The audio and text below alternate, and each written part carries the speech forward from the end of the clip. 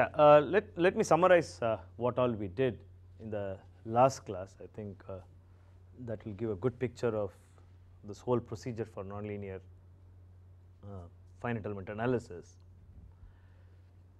Okay, let us start with, I hope all of you understand what we mean by load step, okay, time step. Load step and time step are synonymous. I said that that's very important to understand, because you will see that in many of the softwares you will get messages in the sense that time step not sufficient, minimum time step attained. This kind of messages is what you will get. Okay, do you want to specify the minimum time step, and so on. Okay, so you should understand that what he really means is that when he says minimum time step attained, convergence not attained, this is something like a message that may come up. Many people do not understand this message. What it really means is that he has gone to give a minimum time step, in sense that minimum load that is possible. I told you yesterday itself that we are going to split the load, okay, into a number of smaller and smaller loads. So what the software means to say is that he has reached the minimum possible, say 10 to the power of minus 8 Newton. He says that he has reached that, and still there is no convergence. That is what he means. Okay? So both of them are synonymous. I will elaborate the point once we go through these steps. Right. So the first thing that you do as soon as you start the finite element analysis, or before you start it, as an input you give what is the delta t, initial, I would say initial delta t, or initial load step, right. I already told you that we are going to normalize the time to 1, which means that when I say initial load step of say delta t, say let me say that this is a not 1, okay. Seconds and all have no meaning, you can say seconds, it has no, literally has no meaning. What I mean to say is, in my first step apply this multiplied by the total load, you apply this, that is what it means. Okay, you apply not 1 into f. So in other words, okay, there is a distribution is something like this between the time and the load. Okay, so the total load, say f, is reached when time equal to 1. So you can also view it like this, that the total load f is reached when the time is equal to 1. So when I say the initial time step is not 1, what I mean to say is the first load that you are going to apply is that multiplied by the total load that I have given. Is it clear? Okay. So let me get into the loop. See, there are 3 loops, in fact there are 3 loops to, if you want to look at it, in nonlinear finite element. One loop is the incremental loop.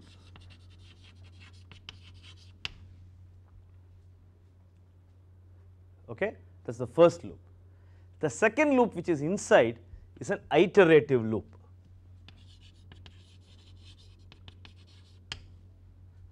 Sometimes we use an algorithm to do stress update. I will come to that, and there will be a stress update loop. Many softwares today use what we call as implicit algorithm for stress update. So there is one more loop inside. We may not have time to go into stress update for plasticity and so on. At least for 1D I will do it. I may not have time to do it for other cases. Okay, but nevertheless I want you to understand that there are 3 loops. Now what does it mean? Look at the time that is going to be involved in doing a problem. You can straight away compare this with an elastic problem. Elastic problem, just one loop, that is it. Okay, just to put f is equal to 10,000 and run the problem, that is all. Everything you calculate in one go. Now look at that, you have to increment, and inside every increment you have to iterate, and inside every iteration you have to do a stress update, that itself which is very involved, especially when you go to plasticity, stress update itself is involved. So you have this kind of 3 layers. What is the result of this? The result is that we require very powerful systems, or the time required to run this kind of problems are quite high. So, that is what gets out of this kind of nonlinear analysis, that you need much more powerful systems and the time taken to run a problem is also very high. Is it clear? Okay. Now, let us come back and look at these loops here. What I have done is I have essentially summarized what we did yesterday, so that you can look at it more closely. So, the first thing what we do is see whether time t is equal to 1, or in other words, what does it mean? It means whether I have exhausted all my load, right. Initially, of course, I am not going to be exhausted, I wouldn't have exhausted the load, right. So, if it is exhausted, stop the program, you are through with it. If not, get into the big loop, outside loop, incremental loop. Okay. From here starts the incremental loop. So, I say n is equal to n plus 1, and t n plus 1 is equal to t n plus delta t n. Note this delta t n, that means that delta t is not a constant. Many softwares does a small optimization of delta t n. In fact, here you may see that delta t n is equal to delta t n minus 1 into beta. They would do something like this. A beta is a factor, say 1, 1.5 and so on. Beta is also another factor, I will come to that later, but let me say that the first lesson is that the time step may not or will not be a constant in most of the softwares, and that the time steps are adjusted so that we reach the total load in the shortest time. Because when I start, I may not know whether it is going to converge, or in other words, even when you start, it is going to be difficult for convergence to take place. So, what we usually do is we start with a very conservative estimate, we start with say 0.05 or something like that. But later when we pick up, okay, we will realize that the time steps can be increased. This also may be, please note this carefully, this may also be due to the nature of the stress strain curve. Okay. This also is due to the nature of stress strain curve. It is, in other words, it is not that when I start with low value I can immediately jump, I may not be able to jump also. Okay. If it is going to be an elastoplastic problem, for example, what will happen? Initially it is going to be elastic, assume that everything is elastic, then my time steps can be larger. Okay. KT is not going to change, it is something like solving an elastic problem. So, there is no problem, I will get convergence in 2 steps, keep on going. But when I come to plastic region, then this may not be the case, I have to cut down because the tangent stiffness may vary. This is what we have seen from the 1D curve itself, and in which case I have to give a variable time step, and the time steps will get adjusted depending upon the rate of convergence. Is it clear? That is why people give a variable time step. So, t n plus 1 is equal to t n plus delta t n, updating the time step. Then I calculate f n plus 1. F n plus 1 is the load at the n plus 1th step, that is the total load multiplied by delta t n.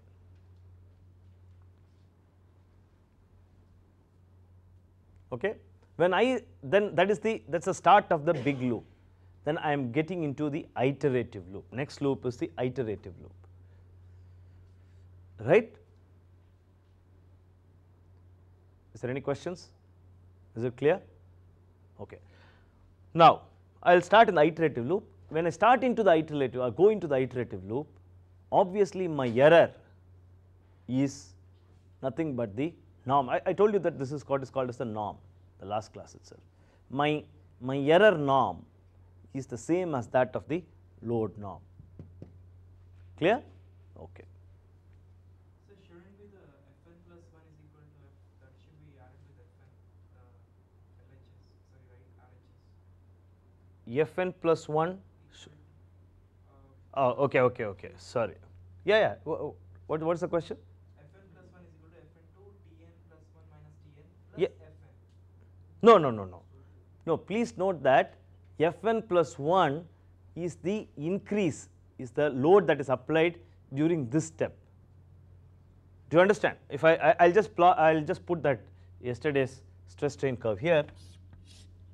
Simple stress strain curve, say suppose stress strain curve is something like this, or load deflection curve is something like this.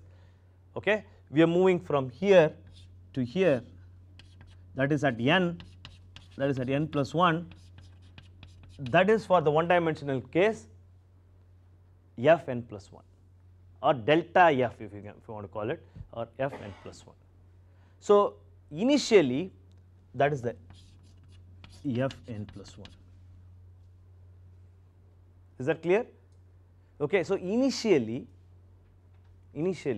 this stress which is within the element, okay, will not be able to equilibrate obviously this Fn plus 1, because that is good enough only to equilibrate the total load at n. Please note that it is good enough to equilibrate only the total load at n. So the error, which is the difference between externally applied to the internally generated loads, would obviously be equal to Fn plus 1. Okay. So I start with that as the error and get into the iterative loop. Please note this carefully, right? Okay. Now I get into the iterative loop. So I calculate first the tangent stiffness. Note that. Get that. So first I calculate the tangent stiffness. Now how do I calculate the tangent stiffness? What I did yesterday. So I have just written down what all I did yesterday as the tangent stiffness. Then what is the next step? What is that? Please note, please look at that. What all we did yesterday. Okay, have a look at that. No, you don't jump. Displacement comes after 2 steps. I calculate the error. Okay, because that is going to be my right hand side. Okay. Then I calculate the displacements, that is delta u, del u. Okay, this is for one increment.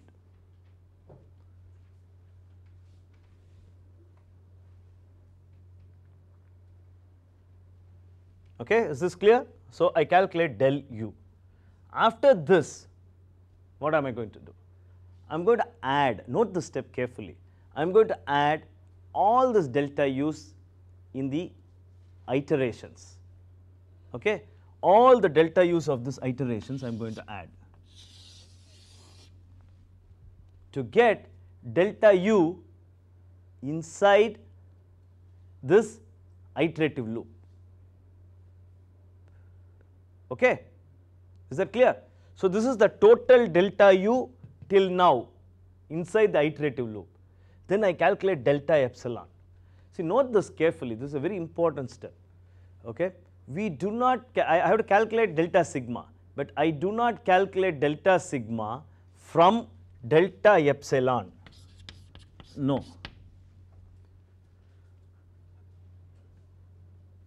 What is the difference between del epsilon, let me call this as del epsilon and delta epsilon? What is the difference between the two? What is the difference between the two? You just note that. What's the difference between delta epsilon and del epsilon? Sorry, del epsilon and delta epsilon. Del epsilon comes from del u. Sigma of del u's are delta u. Okay. So if you want to look at it figuratively, or I mean through a picture, what we mean is, suppose it's something like this. I am here, again same thing, solve it. This is del u, okay, del u for the first iteration, so 1. Then again from here I go, this is del u 2. Is it clear? And delta u2 is this.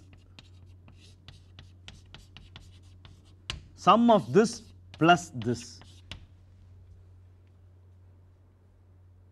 that is equal to delta u2. So del u2 and delta u2, there is a difference.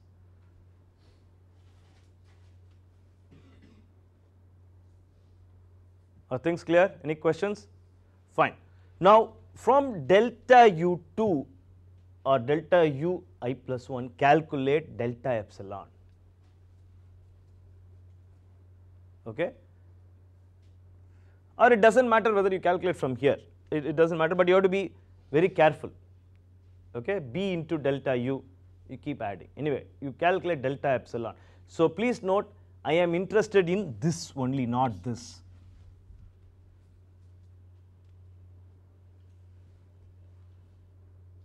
Because look at the next step, update the stress. Look at the way the stress is updated. The stress is updated from actually at converge stress at n, sorry not n plus 1, converge stress at n plus delta sigma, okay, delta sigma being arrived at from delta epsilon.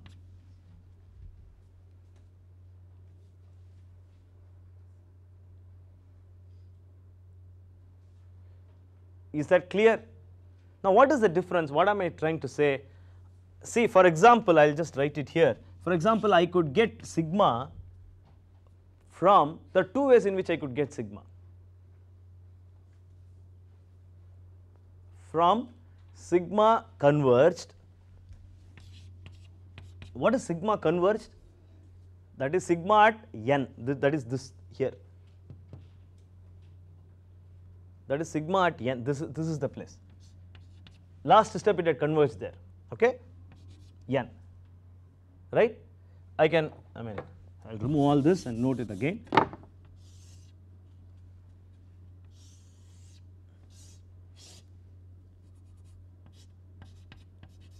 That is the sigma at that place. See, I can say that sigma converged plus delta sigma at the end of the first iteration plus delta sigma at the end of second and so on. I can write it like this also. Sorry, del sigma, I am sorry that delta and del there is a small confusion. Del sigma 1 plus del sigma 2 and so on. I can write it like that, right. Del sigma 1 being calculated from del epsilon 1, del sigma 2 calculated from del epsilon 2 and so on.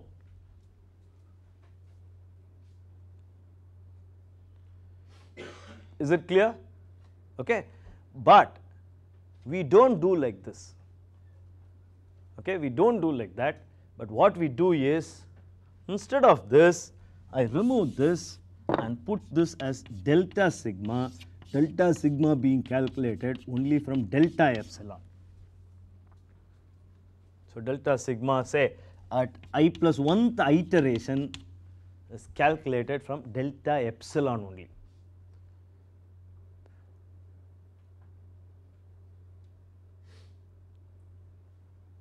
Okay. Basically, this is a very important point that you have to note. Why do you think, let me ask you a question, why, you understand now the two ways in which I can update the stress, okay, one through del sigma, another through delta sigma through delta epsilon. Why do you think I favor this?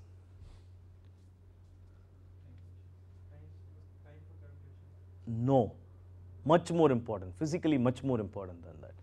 Please note that my del sigmas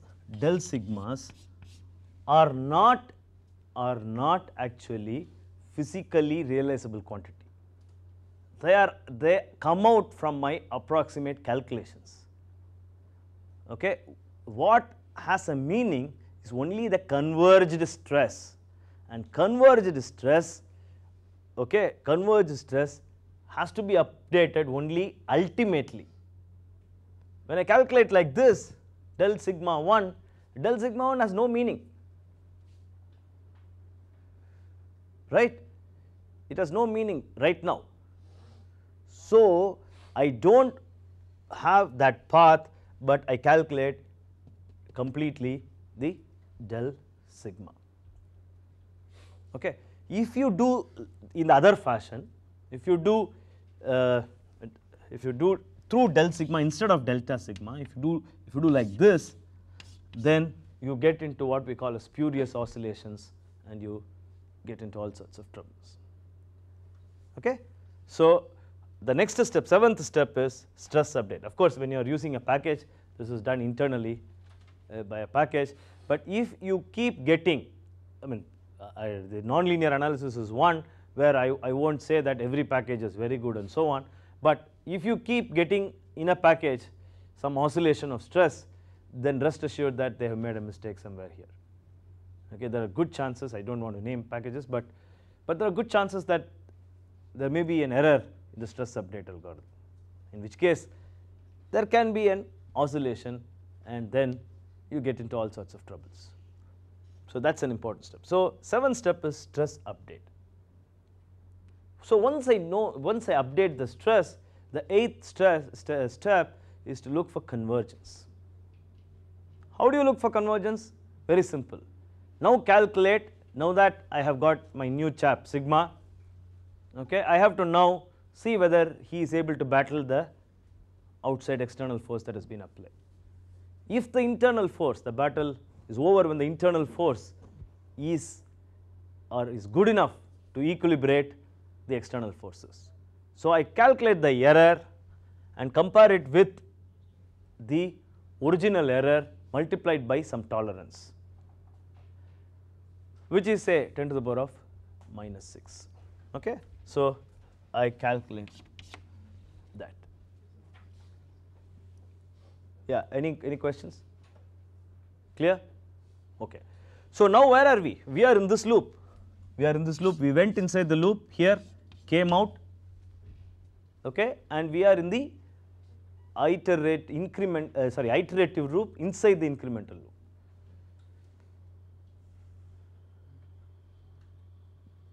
Right? And with that, if the convergence is attained, we go out of the loop. If the convergence is there, then 1 minute.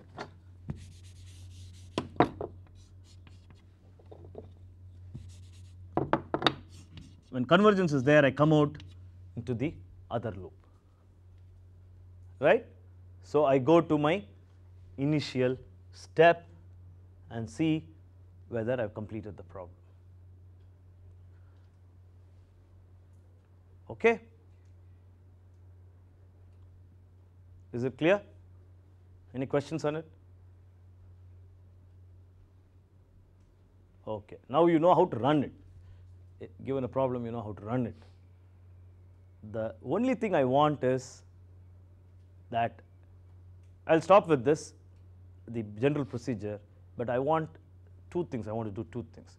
One is for a simple, say, a truss element, I want you to calculate the stiffness matrix.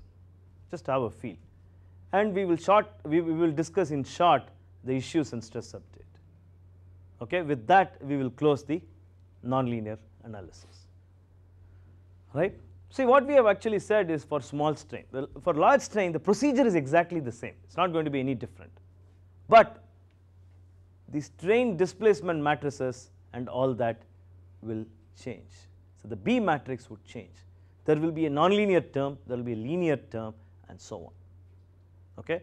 So the procedure, whether it is geometrically nonlinear or geometrically plus materially nonlinear or materially nonlinear or contact, whatever it is, the procedure is exactly the same.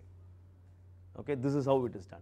But stiffness matrix may change, load may change, okay, because when there is contact, or stress update may change when you move from one material to the other and so on, but the procedure, the overall procedure remains the same. Is it clear? Okay. Now I will give you this exercise. Please see in the next 5 minutes. Let us see whether you are able to get me the stress update, the stiffness matrix for a truss element. Okay? If you want to just look at these steps and see whether you are able to do it. So what is that you require now? If you want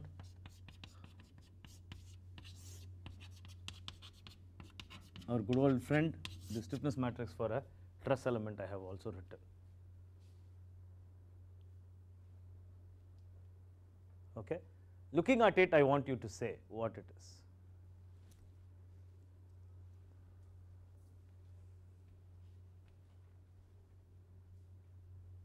You can very easily say this. It's not a big problem. No one, I am not interested for you to go through the route. But nevertheless, I want an important point. The isoparametric concept, please note this carefully, the isoparametric concept which I had introduced for plane strain, plane stress, axisymmetric, solid, okay, or of course we have not talked about shell and so on. All this concept of isoparametric element is obviously applicable for this. Okay, the procedure for calculating stiffness matrix, the natural coordinate system, the integration, and all those things are applicable here. Okay, and we have to, when it comes to this the elastoplastic analysis, I will say that. Okay, in a minute. Let me finish this. There are some issues that is also very important here.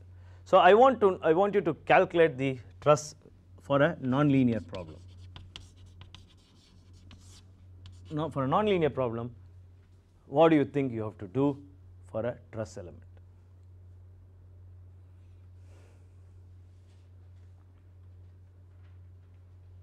Hey, it's very simple. You need not think so much.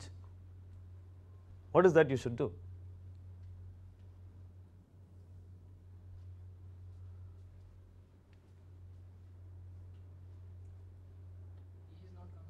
Fantastic. So E is not a constant. So the attack is right on E.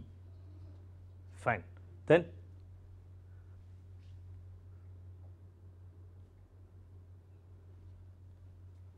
attack is on E, right. Then, so what do you do with E? Pardon?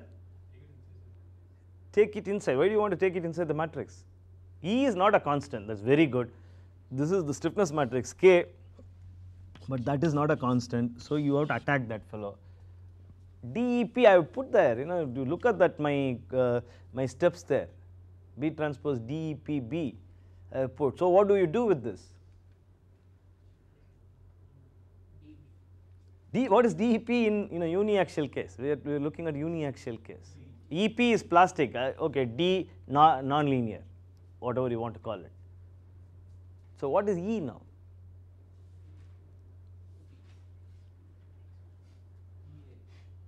No, what is D? Okay, what did I call DEPS yesterday? D sigma by D epsilon. Remember that I said that is the Jacobian. Sometimes people call this as Jacobian, and D sigma by D epsilon. I said that in the last class, right? So what is that you will replace E by?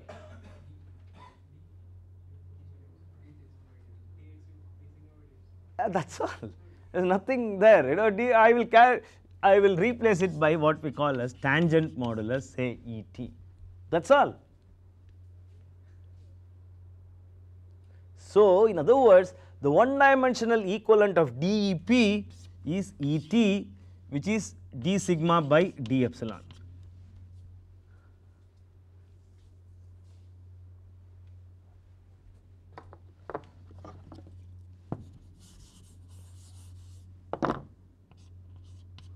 One-dimensional equivalent of it is D sigma by D epsilon. Now, how do you calculate this for, say, for example, an elastoplastic analysis? What are the assumptions that you will make? There are a number of assumptions. I don't think we need to go into it, but one of the major assumptions is that D epsilon is equal to D epsilon E plus D epsilon P, or in other words, total strain can be split into an elastic part and a plastic part.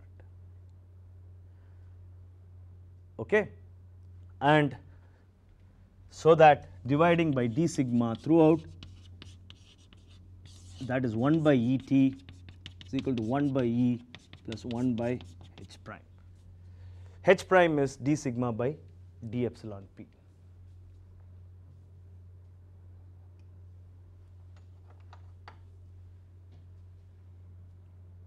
Is it clear? Okay. So you can calculate Et from simply this equation. This H prime is obtained from experiments, okay, and that is nothing but d sigma by d epsilon p.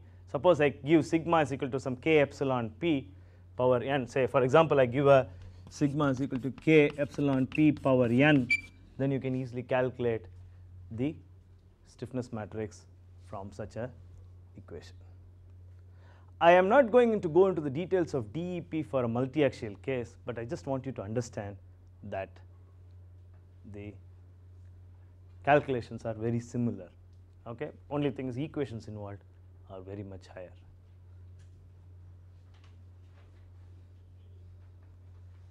Is it clear? Okay. Can you expand on ET a bit? Let us see what you get out of it. From that equation, I want you to, can you tell me more about ET from that equation?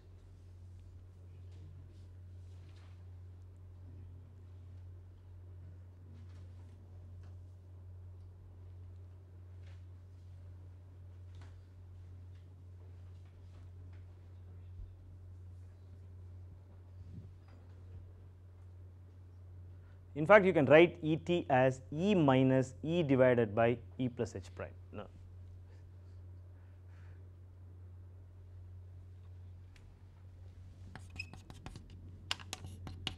E into 1 minus 1 by E plus H prime.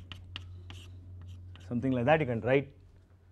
So, which means that there is a loss of the stiffness due to plastic strains. Okay, that anyway, that is a simple, say, some jugglery that you can do and get to the final step.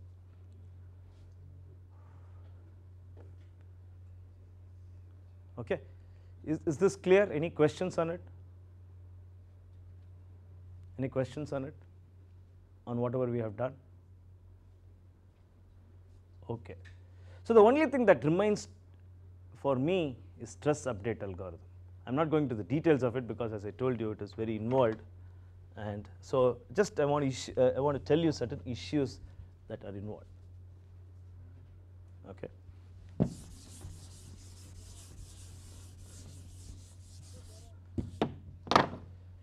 No, there are. If you want to really look at stress update algorithm, we have to study what we call as plasticity theory. For example, for plastic analysis.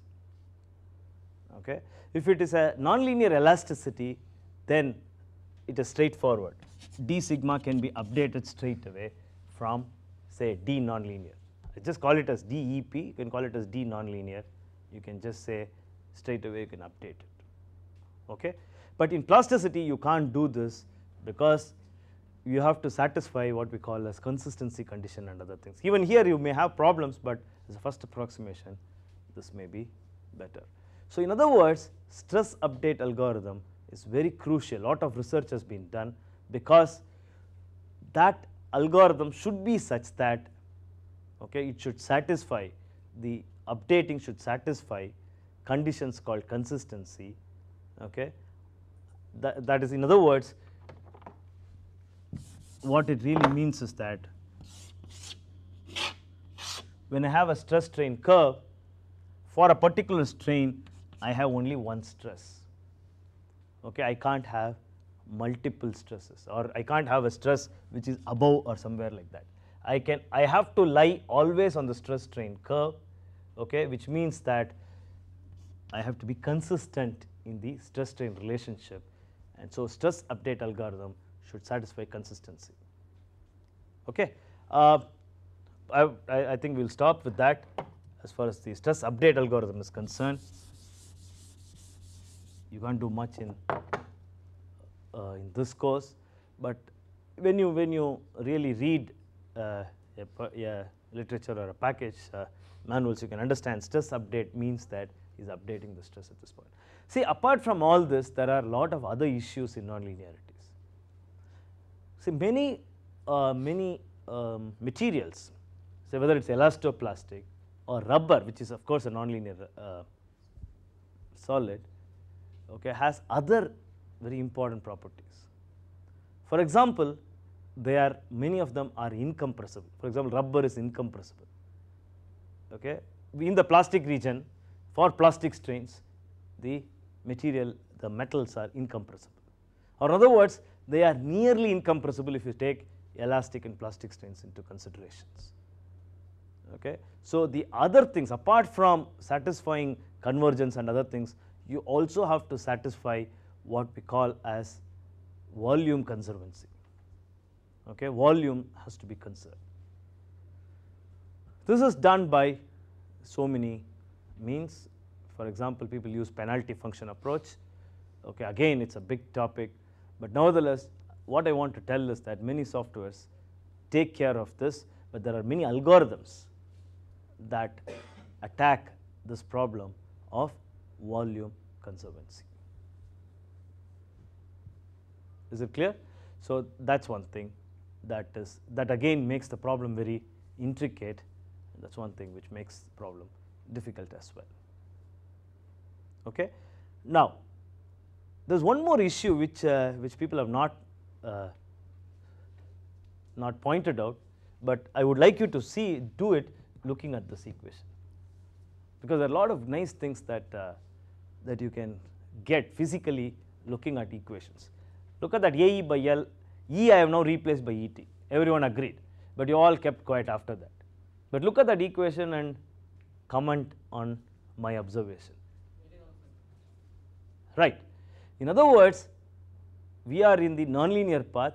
How do you say that A is the same? What is the A? A, you will start with one A initially, and then you will keep going with A, but you can always say that, look, I am not very happy with that equation, you have to do something with A. Where do you get this concept from? From your fantastic. So, it is from true stress and engineering stress or nominal stress. So, you will immediately, you can react that what happens to this and this, right? Okay. For a small, for an elastic problem, it is fine.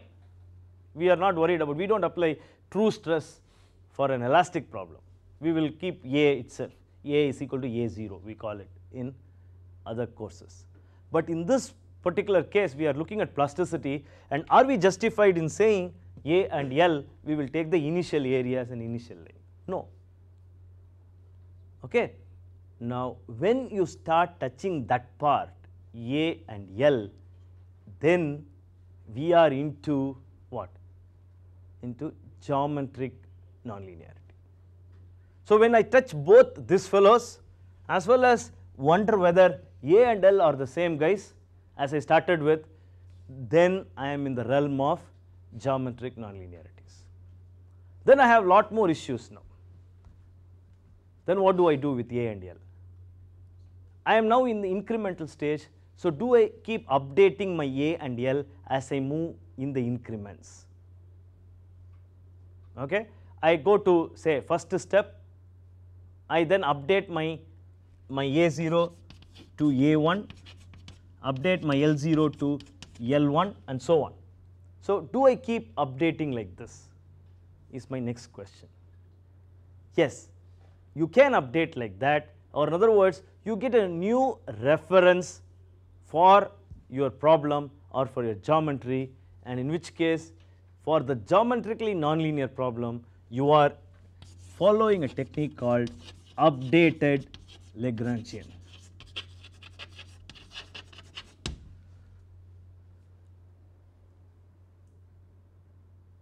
Okay. So, in updated Lagrangian technique, which is followed for a geometrically nonlinear problem, it can also have material nonlinearity. When I have material nonlinearity and geometric nonlinearity, I will worry about all these terms here, geometry as well as the ET, right. I will worry about all the fellows there.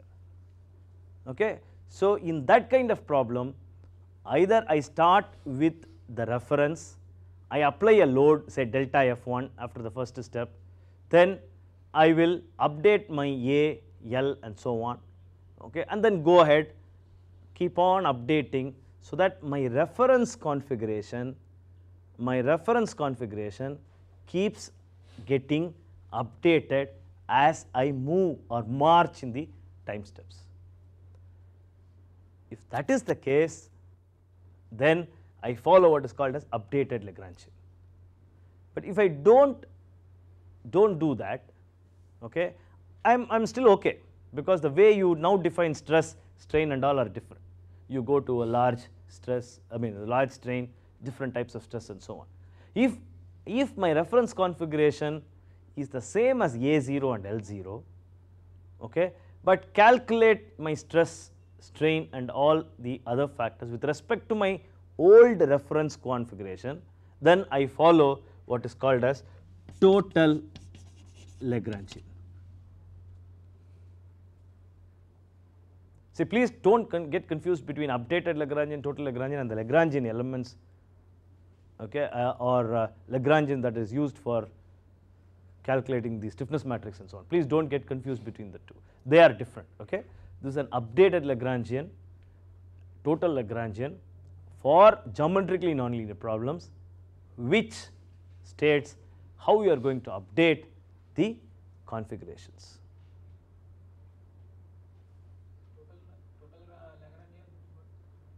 Total Lagrangian.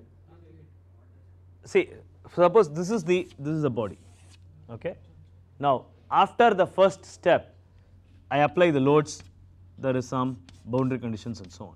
After the first step or first increment, my body is something like this, okay. I have some coordinates here, okay. Now if I now update the coordinates according to the displacements and keep this as my reference, right, and go to the next step, so that deformation is say something like this. I update my configuration here and go to the next step and so on, okay. So what do I do actually? I keep updating my reference configurations. See, in a much cruder fashion, what it means, it's not, what I say is not correct, but it gives you a good picture. What I mean to say is, okay, I calculate first stress, okay. Now I calculate say sigma, say let me take a bar, I apply the load, okay. After the first increment I get some sigma. So after the next increment, in order to calculate sigma and in order to do all those things, I use A1 and L1, okay, which is what I obtained after the first increment, okay. So that I will calculate some delta sigma based on A1 L1, right. Then A1 L1 is my then I will go to A2 L2, okay.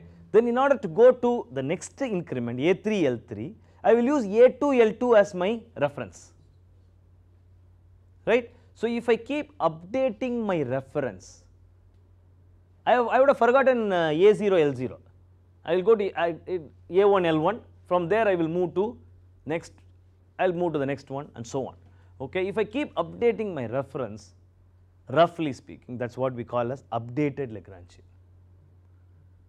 okay. But if I say that no, I do not want to update like this, my intermediate configurations I have no interest, even when I go to the next step, my reference is only this, okay, and I will work on techniques in such a fashion that my reference does not change, then I am following what is called as total Lagrangian. Now what do I do? Actually it is something like the way I handle stress, okay. For example, the stress that you may handle, okay, for updated Lagrangian would be sigma, that's close to true stress, okay. But the stress that you may handle in total Lagrangian may be close to the nominal stress, but I will make adjustments in my strains and so on, such a fashion that I do not consider error. In other words, the difference between total and updated Lagrangian is mathematical. It is not there is nothing to do with the error in the finite element program, okay, or the error in procedure. It is only mathematical. It's only a configuration, reference configuration, but I will adjust my stress definition, strain definition in such a fashion that I take into account this thing is at the back of my mind, what is my reference. Okay. So, updated Lagrangian, total Lagrangian does not mean that I have some error, though there are claims that updated Lagrangian is much more natural than total Lagrangian in elastoplastic analysis and so on, but mathematically both of them are very rigorous, right. So, these are the two procedures that are used for, when are they used? Please note this, when we have both material as well as geometric nonlinearity.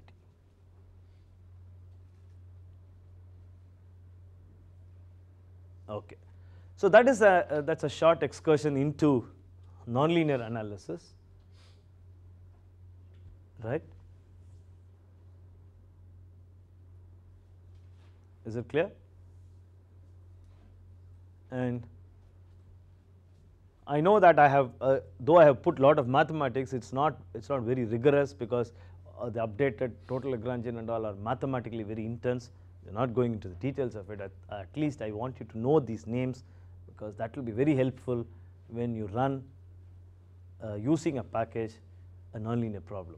Because as I said, as far as nonlinearity is concerned, the aim of the course is not to make you develop codes. That's not my aim. To appreciate at least first linear part, yes, I would like you to go to an extent of even developing a code, but as far as nonlinear part is concerned, at least you should appreciate what are the terminologies, how things are done, okay, what is convergence, what is time step and all that, okay, how things are done, so that you will be able to handle a problem, a nonlinear problem, okay, using a software or a package. Okay, we will meet in the next class.